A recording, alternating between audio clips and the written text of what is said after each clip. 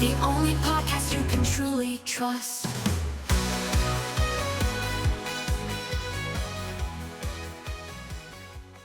Good afternoon, guys, and I'm thrilled to welcome you to the Fig Factor Weekly Roundup. My name's Harry Macy. To my left, this stunning man is Turtleneck Sweater. We've got the wonderful Miles George. And Pleasure then to be here. on our right, the incredible Matt Maxted.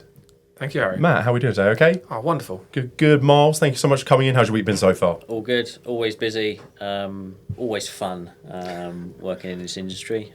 But yeah, good to be here. Never a slow day, is there? Never a slow day. Never a slow Never a To be slow honest day. with you, I always think, I can't wait for a slow day. Then as soon as it happens, I just immediately flip the other way and I'm like, I can't stand this. Yeah, I I'll make myself busy again. Yeah, I'm exactly. I call it shark mentality, just always swimming forward. I think on paper those days, like, I did nothing. They sound great, but I think as soon as I'm there, I'll just start over contemplating my life, thinking about all the terrible decisions I've ever made. I'm like, it's not good for me. I'm a busy kind of guy. Yeah.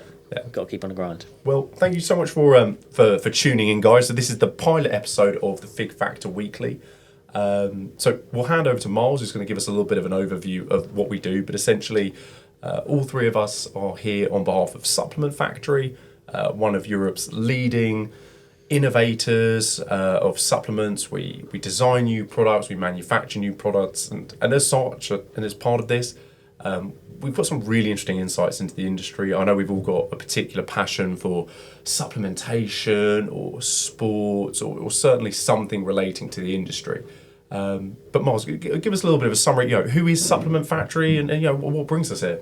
Yeah, perfect. So, Supplement Factory, we're part of the Forza International Group. Hence why the fig in the Fig Factor comes from. I'm ashamed to say how long it took me to work that out. For the first 2 episodes, I was like, fig? I think people... We're not just Fig obsessed with factor. figs, are we? There is a reason behind the fig. Yeah. And is it a fig tree? It is indeed, It is yeah. a fig tree, Yeah, yeah. it's good. No, it came out Natural, well. healthy. Yeah, It's part of our absolutely. mantra. There we go, perfect.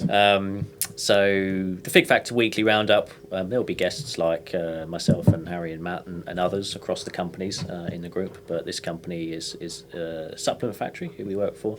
In essence, we are deep inside the supplement health and wellness industry, manufacturing the products that you take on a daily basis. So, going into Holland and Barrett, or going into your local supplement store on Amazon, or all the big brands you may know of, there's a good chance that Supplement Factory might actually produce on behalf of those brands. Whether it's formulating or producing, it's not just us, there's others in the industry as well. But we were passionate to come on here to talk about our experiences with health and wellness. And I think personally how eye-opening it's been, certainly for me, sort of coming into this industry thinking I knew a lot about health and wellness, and actually finding out how much more I had to learn to truly understand how to unlock my human potential with supplements. And part of our mission is to see, can we impart that knowledge on others? Yeah, no, I think that's a really wonderful roundup. And I think I felt exactly the same before I started working in the supplement industry myself. I thought I sort of had a good grasp of it. I sort of knew the big brands, but actually I feel like ever since I started working in the industry, I've seen inside the honeycomb. I didn't realise how intricate it was, all those sort of pitfalls, and just as well, the difference in the quality of products and ingredients, and I think it's taken a good couple of years for me to really gain that understanding. But I think we've all sort of seen some products go to market that I think are really fantastic and really do benefit the end user. And I think I've seen just as many go to market where essentially it's just all marketing. Really, there's very little to anything in the product, and it's much more of a sort of marketing ploy by the brand. So yeah, I think it'd be really interesting to do a bit of a deeper dive on the industry to understand where these sort of common pitfalls are, the sort of things we should look out for, and generally just try and give people a bit of advice on how to best optimize using their supplements, what sort of supplements they should be taking, and just anything they should be looking out for when it comes to snake oil salesmen. Absolutely. I mean, I thought I'd learn it all by the time I come here. I mean, in my journey, I'd learned so much. Probably must have been over 10, 12 years ago now, I sort of started bodybuilding. It wasn't even bodybuilding, wasn't even the intention actually. It was to... Just getting swole, baby. Yeah. Get the girls. Yeah, you know, absolutely. Look good. How old were you started? Was that sort of early 20s, mid 20s? Yeah, early 20s when I started doing that. And did you have the speedos? Not in the gym. No, otherwise I would have got kicked out. But I think what Matt's alluding to is the competitions that I did. So yeah, it started off just get big, get the girls, feel confident in myself, and then I'm the sort of mindset that I've got to do something for a purpose, and that wasn't enough of a purpose for me. So it sort of led into let's compete, let's see how far I can push this thing. I got up on stage, but no, there was no speedos. It was the men's physique. I've seen. It's very disappointing. It shorts down to the knee. It was a shame. Is it not too late to get back to it? Get the speedos on. In this condition, I think I'll probably be sectioned somewhere. I think. This guy's lost. I gave the whole thing up hard. It was a hard stop, But and I think the speedos as well. It that sort of took it, not the speedos, but going into that level of bodybuilding, the proper bodybuilding, took it into a step I wasn't comfortable with, and in that area of things, it's all hormones and steroids. A kind of unreversible. What you're sort of starting to do to the body, you're taking some really starting to push the boundaries of what the regular body's used to. I looked into it. Obviously, when you're on that journey, I'm the sort of person that wants to take things further and further. How can I get better and better and better? And you start to hit these plateaus. You're coming into your mid-20s. You're not growing as fast as you used to be when you started the gym. And you think, I could go to that next level. I could do it. And I was surrounded by people who understood steroids intricately, people who even doctors were sort of doing it on the side, and I did plenty of research into what it would entail to do it, what I thought was safely and properly, and I just got to a point where I felt like the experiences that I was learning of and the experiences I was seeing in my friends and other people that were doing it were just not something I wanted to go towards. Wasn't worth sacrificing your future. Yeah. No, and I think a lot of the concerns are around, when you're pumping your body full of artificial hormones above the levels it's supposed to be at, your body stops its own production. Yeah. So this is, I'll touch on my sort of sporting background in a minute, but I think the reality of sports these days is actually steroids are everywhere. A lot of people are doping. There's a reason that the professional sports are so heavily regulated, but I think everything that's sort of at an amateur level, I think there are a lot of people who are taking it. I know I've been offered it countless times, and probably one of the biggest compliments I've ever had is people asking me if I'm on steroids. I'm like, stop. That's the best one. I'm like, you're on steroids. I'm like, that's harder. But yeah, I think it's the side effects. Firstly, huge needle phobia. So I was never willing to inject myself. But I think as well, like you said, that those sort of side effects that people are taking. Now, my particular passion and sports is all around mixed martial arts, MMA, jiu-jitsu, things like that. And it's really rife in that sport. And I think the things that open my eyes is actually a lot of people are getting bussed for, not just testosterone, but like estrogen and things like that. It really opened my eyes. And I realized, yeah, absolutely, you're shooting your body full of huge loads of testosterone. So of course your testicles freak out and they say, shut it down, boys, we don't need anything here.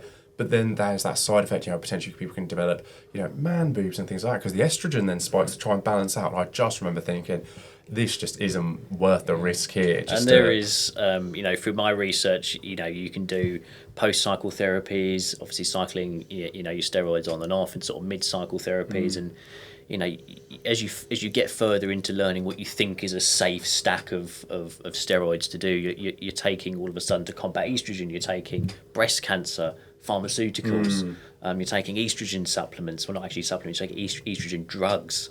You're taking more and more hormones that your body shouldn't be having and should be producing on its own. You just say this is getting more and more complicated. It's seriously expensive as well to keep that up for almost the rest of your life. Yeah, it's more expensive than a heroin addiction. Yeah, it's when you suddenly get to the point where you actually realise this is a lifelong commitment. I'm putting myself on this path for short-term gain.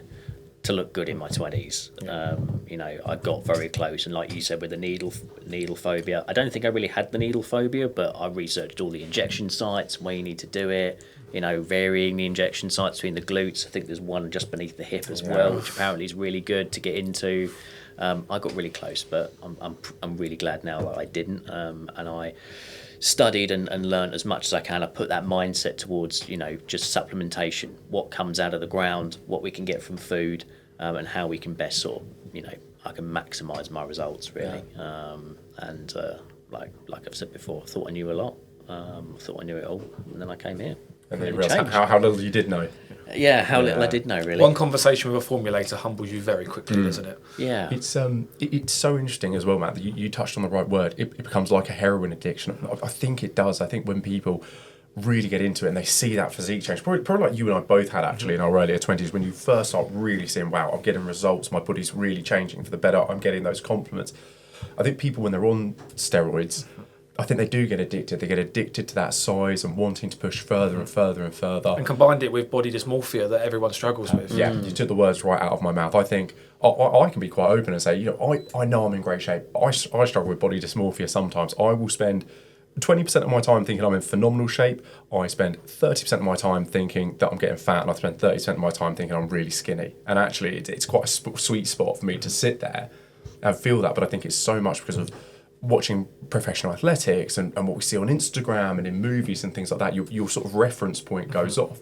But yeah, I think people do get really hooked on that, that size and try and look big. And I think we briefly spoke about this the other day, is you can't show me too many old bodybuilders. I think we know there's a lot of health issues associated with it, and I think it's like Rich Piana and countless other really famous, even successful bodybuilders. Stallone and Arnold Schwarzenegger have all had several heart surgeries and all sorts. There was a German bodybuilder who's big on TikTok. I'll find his name in a minute. He died at the age of 30. Yeah. From it. Yeah. He was massive and a huge following on TikTok, and everyone knew him, and bang. Yeah, especially nowadays when it's everything goes to the how can we go more extreme, and we're taking HGH at ridiculous levels, and obviously that makes every muscle grow.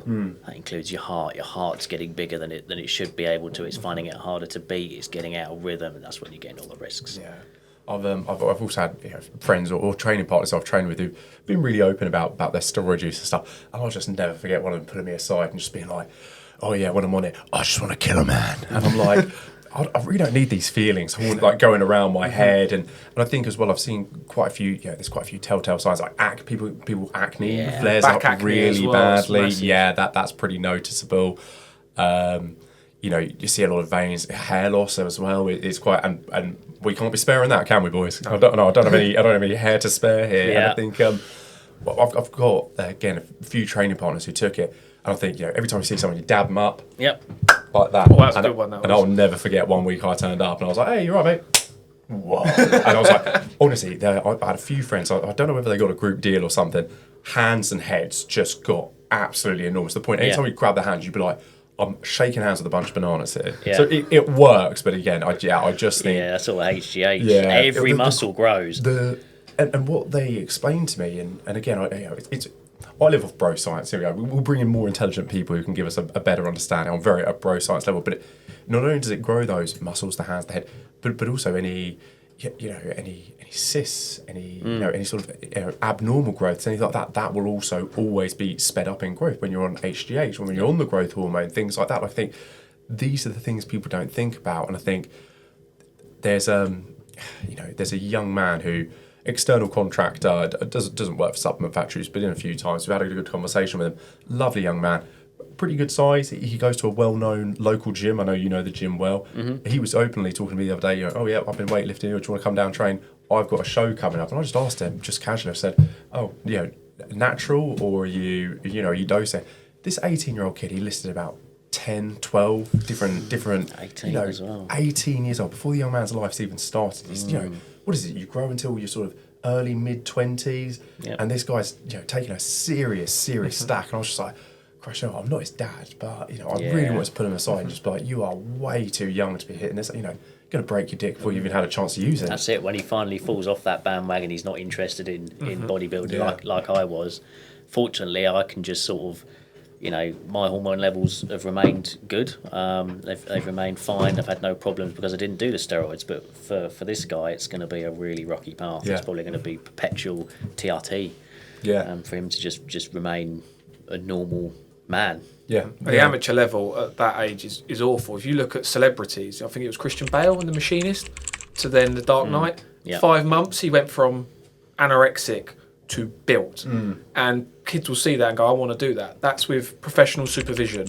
And he probably won't have long-term side effects from that. At 18 years old, talking to a bloke at the gym, Yeah, it's seriously concerning. Yeah, celebrities have done it, and I think some people are aware. Some people aren't aware that celebrities do it. As professional bodybuilders do with doctors. Sometimes even a team of doctors. Measuring their total health, looking for tumours or cysts that may grow faster. Balancing hormone levels constantly, but the average person they can't do that. No, they don't have access to that. Well, financially, firstly, but then also they just don't have access to that level of treatment. And I think, and like you said, I think a lot of people don't understand it. But unfortunately, feel free to bleep out the names. But I think that there's been some really interesting pieces on like Hugh Jackman getting ready for Wolverine movies. They show him like 6 months before, and then they show him ready for the shoot, and man, he looks absolutely jacked. And Jake Gyllenhaal in Southpaw and in the Roadhouse movie. Again, his normal physique, impressive, really impressive. But like when he's ready for those movies, it's insane. But what they do is they spend months and months and months working him to the peak. He's in peak condition for the movie, then it drops off. And then he's done. They clear out the system. There's more of a plan to it. And I think there's a hilarious interview with Jake Gyllenhaal for Southpaw where got in the most amazing shape of his life. And then I think they had to delay the shoot for another couple of months. And he was just there like, oh no, like I've got to continue this for an additional couple of months here because that's the reality. The body isn't designed to sustain that shape and that size, and it is a really tough one. But so you mentioned you gave up the bodybuilding. You still looking in damn fine shape, Miles. What's the regime at the moment? Well, thank you very much. Yeah. Nothing at all. Wow. Lucky you. Nothing at all. Genetic lottery. I think I am blessed with a good metabolism. Yeah. And you eat fairly clean. I seem to see you always eat pretty decent meals. Yeah, I eat fairly clean. So I think that's just part of that. Not only in the time of understanding health, supplements, food. In my journey of bodybuilding, but also coming here as well, it reinforces that point. I've want to understand more what am I putting into my body, and this podcast is more about something. It's more than supplements. It's food in general. Everything we can put into us to unlock our potential, and also to a lot on lifestyle as well, and the choices that we make. I think mitigate damage. Yeah, exactly that. I think it is another point. So I eat well. I avoid a lot of preservatives. I really especially avoid emulsifiers. I've had terrible experience with those, and I've read the scientific papers on the harm. Things like food colorings, sweeteners very specifically. And I've got my body to a point where it goes for very long periods without preservatives, without additives, a lot of time without alcohol. Although I do have it in moderation, to a point where when I do consume bad things, as we all do, we all want to enjoy ourselves, my body reacts very, very badly to it. Yeah. It doesn't have a good time, which sort of goes to show you can build up a tolerance to these things when you're eating them, these processed and food additives in food. Builds up a tolerance. You don't really notice the side effects when you come off it. That's the and that's the point with alcoholics and drug addicts as well. Yeah. You've raised your baseline now, and the point is, if you wake up hungover every single day or on some huge come down, it's just regular. You don't even know how bad Body you will feel. adapt. Yeah, absolutely. Whereas this is the problem now. You've now made your body feel great all the time. So when you're saying when you do have a bit of booze in it, you wake up next day like, God, I really feel like I was drinking last night, and you have that knock-on effect. Yeah, I mean, it's the same for me, obviously, now in my 30s, alcohol treats me differently anyway. She comes for us all, doesn't she? Yeah, absolutely. Yeah, but, outside of that, having sometimes long stints, sometimes months, actually, I go without drinking, and then when you have a couple of drinks on a night out with some friends, yeah, you really feel it. Yeah. Whereas, I think even in your 30s or any age, actually, if you are consistently having it, which isn't a good thing, but if you are consistently having it, you won't feel, your body is fantastic at adapting to whatever's thrown at it. Yeah. It does a brilliant job. Absolutely. Well, speaking of constantly ingesting alcohol, Matt Maxted, how are we doing today, mate? Thank you so much for coming along. Yeah, excited to be here. Yeah. So, Matt, what's your, what is it that you sort of do as working within the supplement industry? What's your sort of area of expertise? What is it that's got you interested and you sort of spend your time doing? Well, I'm here in the marketing department, and part of my role here is doing comprehensive market research. done it for a number of brands now, and I'm really found an understanding of what's going on in the supplement market and uncovering tricks that supplement brands use. You mentioned before that sometimes you've seen brands release products that aren't that good but have great marketing, and sometimes they're the most successful. And the other way around, so you tend to have scientists make great products, but scientists aren't very good at selling. You know, so I've really come to learn a lot from the insides of the supplement market. Coming here before, I only ever taken protein, and I was one of those that joined the gym. Your mates just coming out of school, you're like, right, what do we do? Oh, there's protein on the side. We're going to take that. No counting my calories, anything. I just saw protein and thought I'll get big. Obviously, it did not work. And since coming in now, I've learned more. Spoke to you boys, and it really is eye opening. The difference supplements can make in your life. I've started taking lion's mane recently. Oh, great. So more on the nootropic space. Yeah, really focusing on nootropics, and it has genuinely changed my life. Yeah. It's fantastic. Fantastic. So the lion's mane, in particular, in sort of capsule form, and you take that on a daily basis? Yeah, on a daily basis. Yeah. And I found midday onwards, I don't think we've got any in here. No, I was just looking for. Yeah, I was looking for the space kids. But midday onwards, I didn't get sleepy. I'd always struggle. I'd struggle for focus. My mind would be drifting off. Since taking those consistently, none of that. Again, that was another thing that I'd never heard of before working in the supplement industry. And again, something I really religiously believe in now is that the power of those nootropics and those alternatives. And unfortunately, I didn't have any today, so that's why you just see me just have my second cup of coffee, because we sat down right for about start. I caught myself yawning a few times. But you're right, those alternatives that maybe people don't know about quite as much, that don't have that knowledge behind them at the moment, that exposure. But it is incredible. They sort of say, you know, coffee without the jitters, coffee without the crash, and that's exactly what I sort of got from products like that. If someone mentions to you, I take mushrooms, you instantly think, right, you're taking psychadics. Magic mushrooms, baby. That's what I thought. Someone's like, right, can I do a mushroom supplement? I'm like, I'm pretty sure that's illegal. I was like, I'm all on board, let's go. But yeah, it's actually, they're incredibly powerful. And I think they're changing times now, but these no jitter coffee alternatives are game changing. They really are. And consumer awareness has grown now, hasn't it? Mushroom nootropics, mushroom coffees have become, you know, from our position, and you know, you would know as well, working on launching products, the demand for those as a manufacturer for us has risen, and I think consumers are learning more about the benefits of mushrooms. Where I think a few years prior to this, I don't think people would have wanted, if you said to someone, "Oh, mushroom coffee," they would have gone, "Oh, tastes horrible." What is that? Yeah. Well, I think, Matt, you've put together some really amazing research, perhaps. But obviously, you've seen the data on it. So I think, compared to other products, mushrooms must have been one of those ones where, you know, 2019, 2020, 2021, and all the way up. Pretty much, yeah. There was a few big players that joined the market at similar times, and they've all just taken over by storm. I won't name them, but you can guess if you just do one Google search for mushroom nootropics, you'll see the big boys. The guys that come on. Yeah,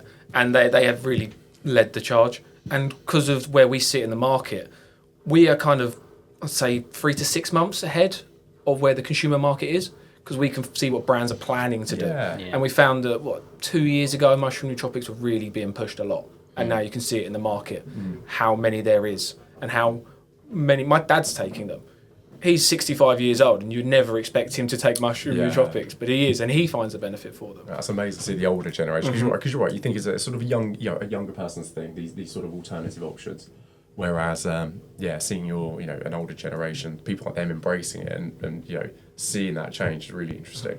I also think on that, I think there's been a huge shift in the industry over the past few years where people, I guess, kind of like food and supermarkets and things like that, people are now looking for the more natural, the more organic, the less processed options seems to generally be where the industry is turning towards. And mushrooms kind of answer that problem. Yeah, absolutely, yeah. They most of them don't taste too good, because as you'd expect, but people are willing to put up with a poor taste for something that tastes amazing. Yeah, absolutely. And Matt, what was your kind of interest in sports? I know you were doing some weightlifting, some powerlifting yourself. I know you're a huge football advocate. What is it that sort of captures your interest around sports and supplements? Yeah, so I not as to the level Miles did, but I did go through a phase you kept the shorts on. I kept the shorts on, and the top as well. But I dabbled in weightlifting and tried all of that, and it's interesting how when taking, I actually take creatine now as well, but not without being in the gym. I actually learned the mental benefits of creatine. Yeah, you wouldn't think that. No, you definitely wouldn't. But that's quite a recent study, isn't it? It's shown to improve cognitive capacity as well, which is obviously not what pretty much anyone takes it for. But that's some recent studies that have come out, haven't they? Yeah. I had no idea either. You hear creatine, you instantly put that as protein, then creatine, and maybe pre-workout as your 3 big weightlifting supplements.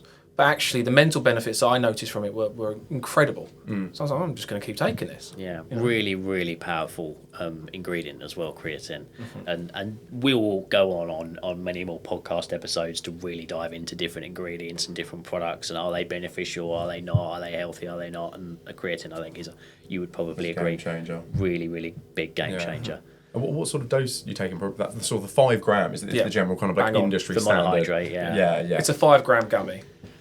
That's what I take, but it's well, not a single 5 gram gummy. It's multiple. Like 3 of them, multiple. But it's actually interesting because we found, and I don't know if you was involved in this, Harry, but we tested some gummies for a customer, and multiple of them, some creatine gummies, and multiple of them come back and didn't have the correct amount as they were on the label.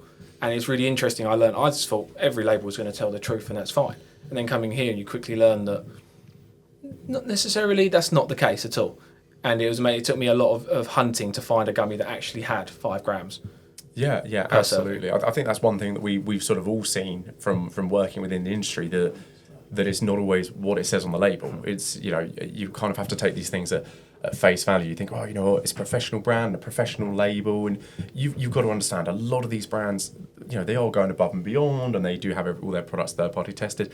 Hey, there's twice as many people that are just getting something cheap, slapping it on Amazon, buying it from China without any real documentation, certification around it, and just trying to peddle it onto whoever will take it. So I've always been amazed at the sort of natural variation that you will have on the same product, the same manufacturer, but you could buy different batches and really have a completely different dosages. As a consumer, you've got to look for those hallmarks for quality. You've got to understand how to read a label, and I think that's what we've all come together to do here, is to teach people from our different perspectives. How do you do that? How do you really ensure that you are getting the most benefit, the maximum benefit from what you're paying for when you're buying from these brands? Who's good, who's bad, and how to sort of hack the human body with food, supplements, anything really. No, absolutely. And I think what's so interesting is, I think there are so many products out there these days that have real benefit that should be introduced into your life. I think there's just as many that are snake oil, that are just fancy marketing that they've just put together really well. And I think, again, I came into the industry thinking, no, actually everything's going to be above board and tested. But we've all seen and experienced products where actually they're, maybe the brand sort of turned around, but like, oh, actually, can we lower the dosages? And we say, okay, yeah, you could lower the dosages of those, but essentially it'll be ineffective. And they're like, but we can still say it on the label. It's like, well, yeah. And they're like, fire away, slap it on there and go. And it's, it's how does a normal person know to look out for that? Yeah, I think so, and I think a lot of what we want to do is, back to that same statement I'm saying. If consumers don't demand it, then brands won't provide it, and we want here consumers to demand the very best, so that the brands can ultimately. Harry, I want to go into a little bit about your journey as well. Yeah, of course. Are we going to take a short break first, guys, or do we have time? No, what I think we'll do, guys, we'll take a real short break. We'll rehydrate, we'll refuel, we'll get some electrolyte, get some creatine gummies on the go. We are in the hottest studio in the world. We could be filming this in hell, and we'd still be like, there's a nice little breeze going on in here. So give us 2 minutes, guys. We'll have a quick cool down. We'll come back and we'll crack back on. Thank you. And we're back, guys. Welcome back to Fig Factor Weekly with Harry, Matt, and Miles with us today. Thank you for staying with us through the break. We had to air out the room, didn't we, guys? We did have to air out the room. It was getting hot in here. We're in a large building, and since we've opened the doors, we've had at least 2 or 3 people walk by just to comment on the smell of the room. So just be thankful that you're hearing us or watching us, but you're not smelling it. Yeah, but, there's no supplements for that. Yeah, not for the smells that apparently we've been creating.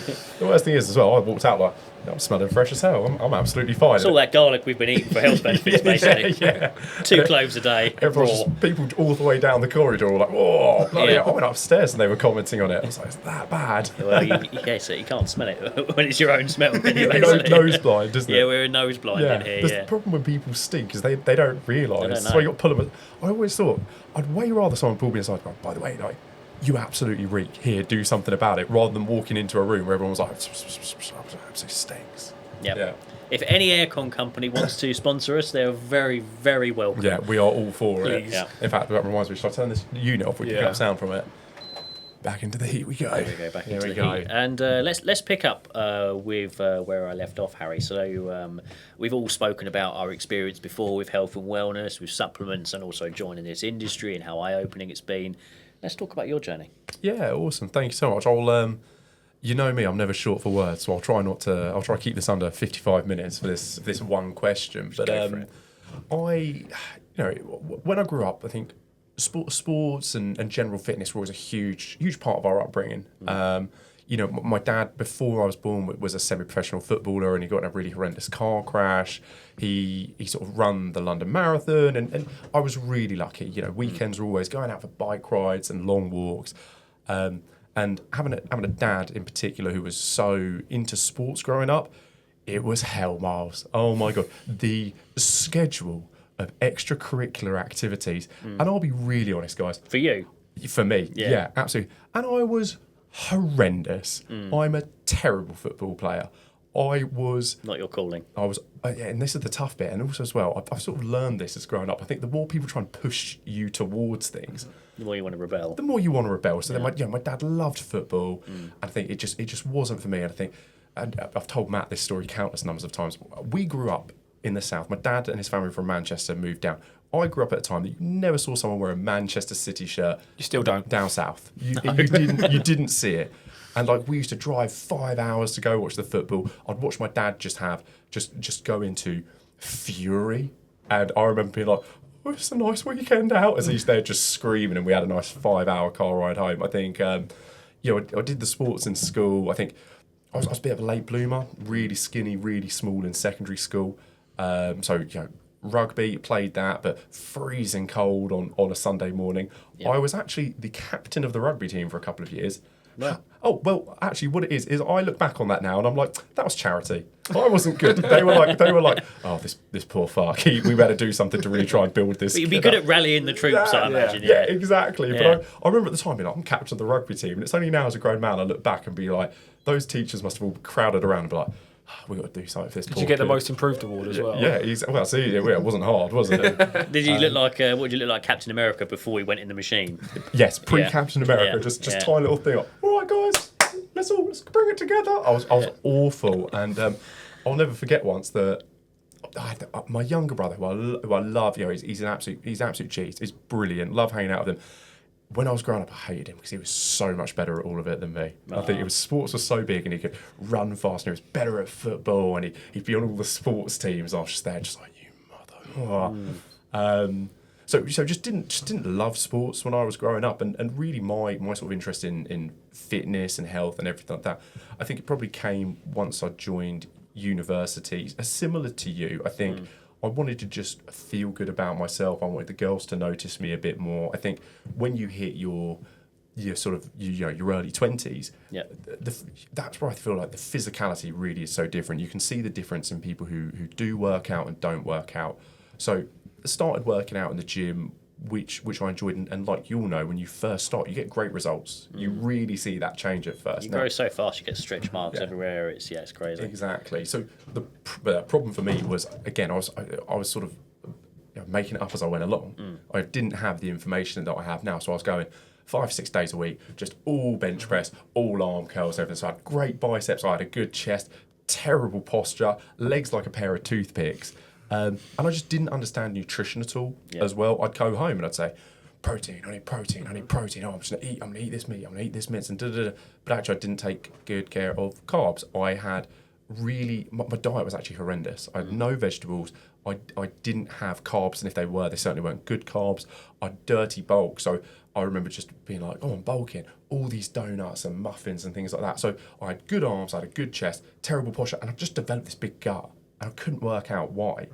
And that's what kind of started my fitness journey. So started working out and really enjoying it. And then around the same time, I started watching mixed martial arts. So this was literally right as you know, I'll say his name. So Conor McGregor, who eclipsed the sport. He's more famous than the UFC or MMA are. People know Conor McGregor, but they don't know the sport. And it was literally when he first arrived onto the scene. I think it was his first UFC fight. It was probably the first time I started watching it. Yep. And I was just so captivated. And I think I'd never found a sport that I could watch that I was so interested in. And then I found this, and I was like, oh my God, this is the most exciting thing I've ever seen. I was calling up all my friends, and I started watching it. And, like idiot guys do, everyone has a few drink, everyone watches it. I've got a few rugby mates, and they were like, oh yeah, we'll have a little tussle. And I remember being like, okay, yeah, I'll sort of play foot with my brother and stuff. I thought, okay, I'll go to the gym, I'm in good shape. I had a really good friend from a rugby guy called Josh, and I remember we said, oh yeah, we'll have a little tussle. And he just threw me all about the place. And I remember just being like, in my mind being like, this is going to be even, I'm going to win this. Nah. I was just put on my back immediately, got up, dusted off, like, oh yeah, we'll go again. And it just happened repeatedly. And I was like, oh no. And I remember thinking, I'm going to go to one of these MMA gyms. I'm going to start getting into it. My physicality is there, but I want to do something with that physicality now. And I think the sport really called to me. So I started training Muay Thai in my early 20s. So for those who don't know, it's Thai boxing. It's punches, kicks, knees and elbows. It's a very legitimate sport, and it's a good foundation for a lot of fight sports. And I'm so open about this with people. I was terrified when I started training. I would, you're not going to the village hall. You're not going to village hall with a load of people wearing, little karate gis. You are turning up to an MMA gym. You're turning up, there's rings, there's cages, they're training professional fighters. And I remember I used to turn up and sit outside my car, and I'd just be looking at the door, and I'd be like, if I just turned around and went home now, no one would know. I could just go home right now. But I really forced myself to go and do it. And my only goal was just to make it through the classes. That was it. It was just to make it through the classes. Got over that mental hurdle. Yeah, and it wasn't. It's like that David Goggin thing. It was forcing myself to do something I was uncomfortable with, and that was hard. And it was the best thing I ever did, because you just learn so much discipline and confidence. And as well, like a strongly worded email really is like water off a duck's back when you train combat sport. So I did Muay Thai for a few years. I went and trained out in Thailand for a few months that I loved. That was an amazing experience.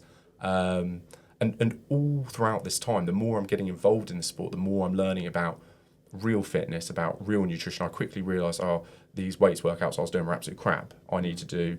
I need to work the core, I need to do, deadlifts, I need to squat, I need to do a proper full body regime, I need to run. I never ran before. And then, you spar for 30 seconds, you're like, and you've got people who are fresh as daisies coming at you. And then I moved away from that area, and then I came back here to Kent, and there was nowhere in the immediate area that did Muay Thai. So I thought, okay, here we go, I'll try MMA. So I started doing MMA, and again, I'm sure everyone knows, but it's not only striking, but it's grappling. It's a lot of grappling. To the layman, they watch it and they're like, why doesn't he just stand up? If I told you to go and do a 5-mile run, and then I laid on top of you and was like, just get up and I'm going to try and hold you down as hard as I can, it's a very different story. So yeah, definitely. I went to an MMA gym, never been before, and I found I could strike with them really well. But these guys, as soon as they realised I had no grappling, they'd hold me down, and I was just absolutely helpless. So started learning the grappling, which was really fun, and it's a lovely change of pace to not be getting punched and kicked in the face. And then it just all grew from there, and I tied it all together. I really adjusted my weight workouts, I adjusted my diet, I started running, I also started stretching and doing yoga, things like that. I started taking supplementation seriously and What did really... you start with on the supplements? So on supplements, like Matt said, just protein. Protein powder. And also as well, thinking that it's like a miracle cure. Just being like, I'll take 2 scoops and I'm going to get big. But what I sort of always try and explain to people is it's a helping hand. It's there to help. It's there to improve. It doesn't do the work for you.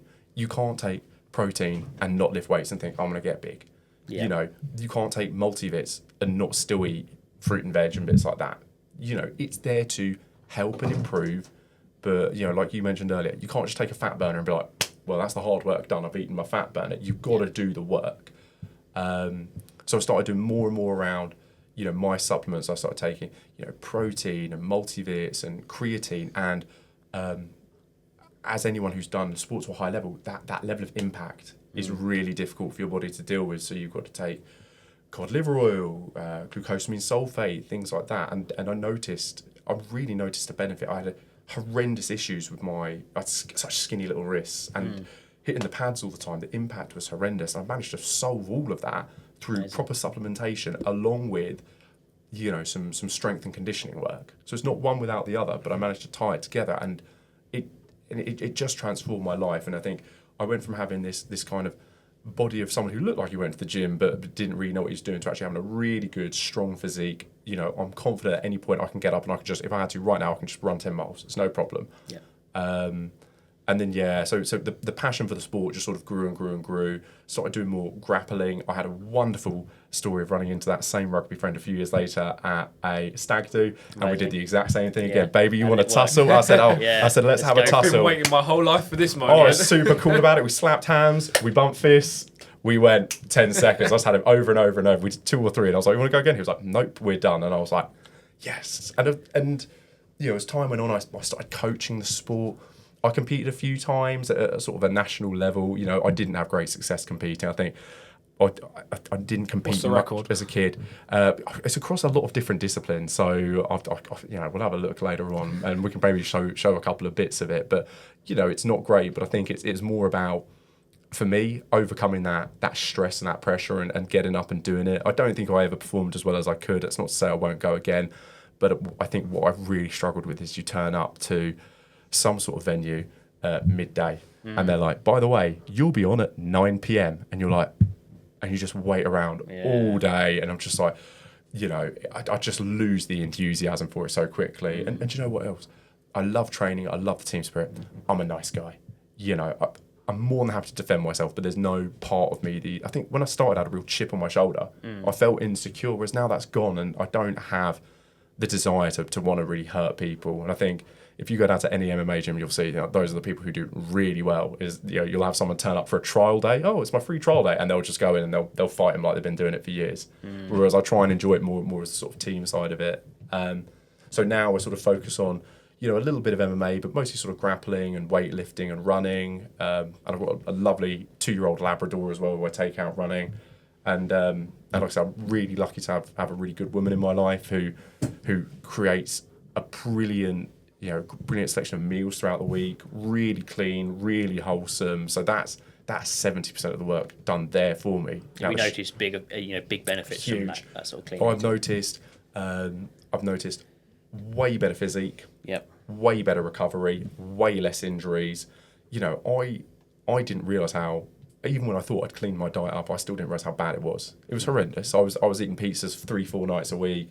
The other 2 nights I was having bacon. I would seem to eat bacon with pretty much every single meal, and I don't think anyone says, "Oh, bacon, really clean, lean meat." And then that's when I got a phone call from the wonderful Miles George saying, "All right, we've seen your stuff. We might have an opportunity together." And I came on board to be a business development manager here at Supplement Factory. And so similar to your journey, I thought, when I got here, I thought, "Oh, I know these. I pretty much know everything. Okay, maybe a few beauty supplements I don't know." But I think, the same as you, my eyes were open to the extent of what you can get, how much overlaps. And like we've spoken about so much, working with brands who really care, really put their customer first, who really want to put something out there that's really going to help people. And I've seen just as many brands who are just like, it is all marketing for us. We just want the lowest cost for the product. We're going to sell it as high as we can. We've got a great marketing team.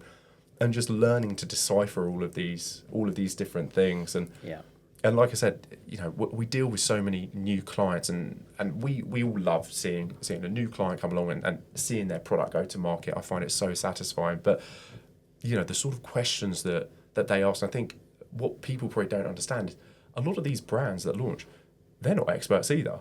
They're as expert as we are, and I think it's just been really interesting understanding, how the different sort of credentials each of these brands have, how much work they actually put into R&D, how solid their formulations are designed versus just trying to rip something else off. And I've just loved it every second ever since. Yeah, there's great brands out there, like you said, that work with us really hard on the R&D and the research and putting the right things in the products and having it made well. That's what we're all about.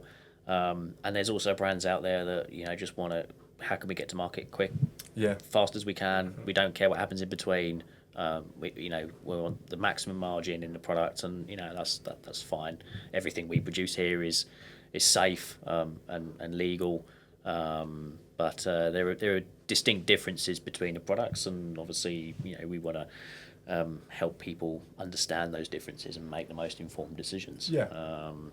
And I think we could probably sit here talking for about another 3 hours, but I think we'll wrap it up here basically on our mission and what we want to do. 3 passionate guys in the industry, different perspectives on health and fitness and wellness and different goals, different goals. ideas of what it means to be healthy. And coming straight into this business, behind the scenes and just going, wow, this is not what we believed it was. This is completely different. There's so much here that can be understood and how we can make better decisions on our own products and how we empower our own health better. My supplement stack after about 6 months of being here actually just completely changed. The whole lot was just completely different after 6 months. So we're going to be about educating people on that. And that is, going to be what we're going to do in our weekly roundup. But we're also going to have guests as well. We will have some great, we're going to call them, it's going to call it the Insider Spotlight. We're going to get some insiders on in different areas of health and wellness, doctors, scientists, to impart some really amazing knowledge. I think general lifestyle advice as well. Like we said, I think so much of it is, the supplements are here for a helping hand. It's so interesting, but I think general mindfulness, the general lifestyle, the steps that we're all taking, and big things and little things we can all do just to improve the way we feel and our health. Health is a big package, isn't it? There's so many things. It's like building a house. It's a broad term. There's so much, and I think there's so much depth that we can go into in helping. Yeah, and I think we all do different areas of it, and we can all speak about our different experiences. Whether it's food, whether it's supplements, or just that mindfulness, meditation. I do cold water therapy. I'm sure we could do probably a whole podcast, but let's get some ice tubs in here. Let's see how let's long do it live. I think I've seen someone do that before, but actually both the guys refused to get out, and I think they were in there for about 40 minutes, and I think the film crew had to cut it. They had to be like, no, we're not allowed to have you in here for this long, because both of them were like, I'm not getting out first, you're getting out first. Having tried it, I'm ill that episode, so I'll leave you two boys to it. Yeah. Who can die the quickest, basically. Completely blew by the end of it. But next episode 2, we're going to talk about just how unregulated supplements can be in the UK, which is quite eye-opening.